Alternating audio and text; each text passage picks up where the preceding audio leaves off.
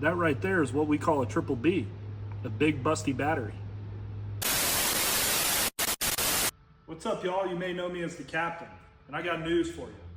The 2026 E40FXs that we got in stock are now coming with 160 amp hour batteries. Pump the brakes now, not on every single E40FX, only on some.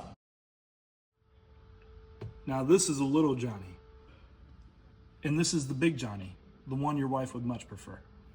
I say all that to say this, it's information time, people. Why would you go with the 160 amp hour over the 105, or why would you go with the 105 over a 160?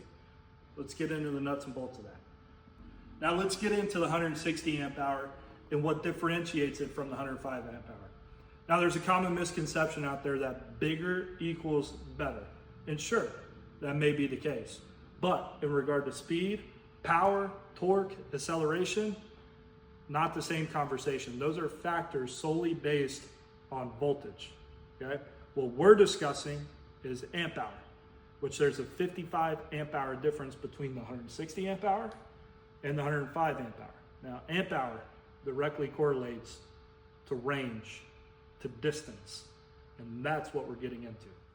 Now, we've already established that the 160 amp hour is roughly 1.5 times larger than the 105 amp hour, which loosely translates to 50% more runtime.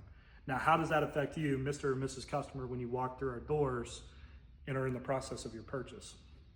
To give you baseline figures, this 2026 Epic E40FX with the stock 105 amp hour battery will get you about 25 miles on full charge.